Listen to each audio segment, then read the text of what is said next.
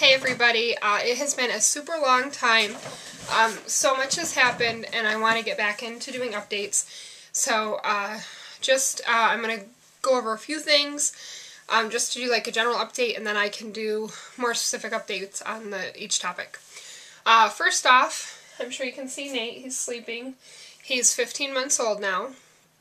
He just had surgery to repair his cleft palate. That went good. At the same time, they also put tubes in his ears.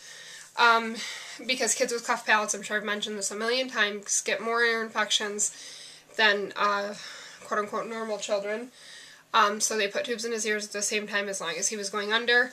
They also looked at his retinas for retinal detachment, because now that he's at an age where he won't really sit still, it's difficult for the doctor to look unless he's sedated. So they did all three of those things 3 weeks ago. Actually, tomorrow will be 4 weeks ago. And everything went really, really well. He couldn't put anything in his mouth for 3 weeks. We had to go back to baby food for 3 weeks. Everything had to be pureed. Nothing hard or, with a thicker consistency at all. So that was fun. He had these little armbands on that were like a brace almost, with Velcro, so to keep his arms straight so that he couldn't put anything in his mouth or put his fingers in the mouth. And all that went really, really well. So, I'm really happy that's done and over with. It was a horrible, horrible situation. Anyone that's had to have their child have surgery, it was just awful. He came out of surgery, he had, his mouth was all red, and he had blood, like when he would drool, blood would come out. He had blood coming out of his nose. It just looked like he'd been beat up. And Nate is never, hi buddy. Nate is never inconsolable, and he was very inconsolable for a couple hours. It got better after that, and it was actually ambulatory surgery, so he went home that same day, and it just progressively got better. So that all went super well. Another huge thing, I'll do good news first, bad news last. Another huge thing is we're actually going in for an IUI tomorrow to try to conceive our second baby. We had a little bit of a setback. I had some medical issues that we had to get taken care of first. And then they actually even recommended that I didn't do fertility cycles just yet, but I'm not getting any younger, and already having fertility issues, I just didn't want to wait because I don't know how long it's going to take. It took us 4 years to conceive Nate. I mean, granted, some of that was time off because I didn't want to do testing and things like that, but still, I don't have time to wait. So I made the decision to just go ahead with it. So we did this cycle, same exact thing we did with Nate. We did Clomid and we did Gonal F. And then I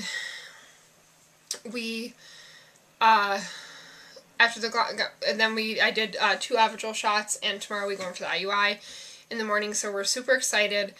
I also did an IUI back in January, and it didn't take. I kind of knew at the time. It's so funny, and I mentioned this in my video with Nate when I got pregnant for Nate, that the IUI with Nate just went differently. It went very smoothly. She had no problem getting the catheter through my cervix. It was just a very smooth process. Excuse me. In the IUI in January, she had a hard time, and I kind of knew. I don't know. It's just like, almost like your body's not accepting it. I don't know. But it didn't work, and I always believe there's a reason for everything. And so we're just going to try again, and we're going to keep trying. I think it's easier the second time around. It's still difficult, but it's easier because we already have Nate, and if we never are able to conceive another child, at least we have him. You deal with what you take what you get. The other thing that happened, major thing, is my mom passed away in February, which is probably a huge reason why I haven't been on here. Things have just been very difficult, and I've been doing what I have to do, not really anything extra that I want to do.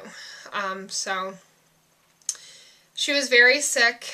After the stroke, she just was never herself, and things just kept going wrong, and it was just, it was hard because obviously I was very close to my mom and I love her very much, but I know she's in a better place.